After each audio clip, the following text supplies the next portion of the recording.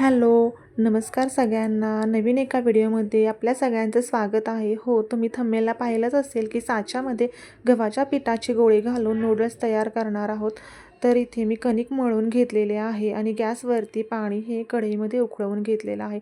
Noodles तयार करण्यासाठी पाणी हे उकळवूनच घ्यायचं आहे आणि इथे भाज्या कट करून घेतलेल्या आहे, जसं की कांदा, कोबी, हिरवी मिरची, गाजर, किसलेलं आलं, लसूण आणि शिमला मिरची कट करून घेतलेली आहे आणि तयार केलेल्या कणकेचे छोटे छोटे गोळे तयार करून घेतलेले आहेत. आणि इथे मी साचा घेतलेला आहे आणि त्यामध्ये चकली घातलेली आहे, जी आपण मोठ्याच आकाराची चकली घातलेली आहे. नूडल्स तयार करण्यासाठी तुमच्या आवडीनुसार तुम्ही छोटी किंवा मोठी अशी चकली यामध्ये ॲड करू शकता. आणि उकळत्या पाण्यामध्ये मी इथे आता नूडल्स तयार करणार आहे. जशी तुम्ही चपाती करण्यासाठी कणिक मळता त्याच पद्धतीची मळायची आहे, पण थोडीशी कठीण असेल तरी चालेल. त्यामुळे नूडल्स जे आहे ते आपले छान असे तयार होतात. तर इथे मी गरम झालेल्या पाण्यामध्ये नूडल्स तयार करत आहे. झालेले नूडल्स हे मी हातानेच काढलेले आहेत.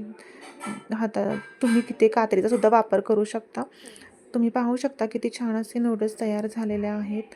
मधून याला आम्ही चमच्याच्या साहाय्याने हलवून घेतलेलं आहे, जेणेकरून नूडल्स जे आहेत ते छान छान प्रकारे शिजले जातील आणि सुट्टे सुट्टे असे होतील.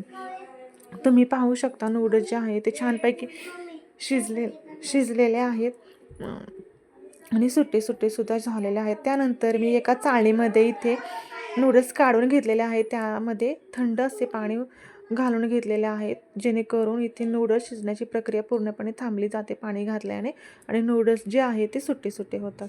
त्यानंतर मी कढईमध्ये तेल घालून घेतलेलं आहे आणि जी किसलेलं आलं लसूण पेस्ट होती त्यामध्ये घालून घेतलेले आहे. 2 चमचे मी इथे तेल घेतलेलं आहे आणि आलं लसूण पेस्ट जी किसलेली होती ती फ्राय करून घेतलेली आहे. त्यानंतर आपण भाज्या घालणार आहोत यामध्ये.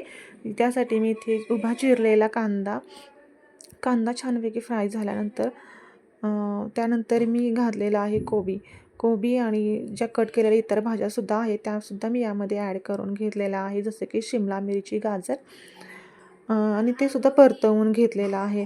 त्यामध्ये मी कलरसाठी थोडासा हळदीचा सुद्धा वापर केलेला आहे. त्यामुळे आपल्याला नूडल्स जे आहेत ते छान कलरफुल होतील. त्यानंतर त्यामध्ये थोडंसं भाज्यांमध्ये मीठ ॲड केलेलं आहे आणि सोया सॉस घातलेला आहे 1 चमचा. त्यानंतर टोमॅटो केचप घातलेला आहे आणि व्हिनेगरचा सुद्धा थोडासा वापर केलेला आहे. आणि जे आपल्याला शिजवून घेतलेले जे नूडल्स आहेत त्या हलक्याच्या हाताने असे परतवून घ्यायचे आहेत.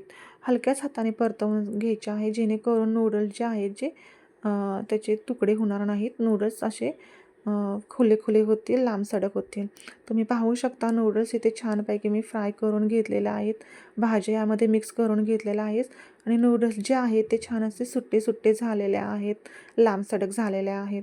व्हिडिओ आवडल्यास व्हिडिओला लाईक करा आणि चॅनलला नक्की सबस्क्राईब करा. त्यामुळे येणाऱ्या नवीन व्हिडिओचे नोटिफिकेशन तुम्हाला मिळत राहील आणि तुम्ही व्हिडिओ पाहत राहाल.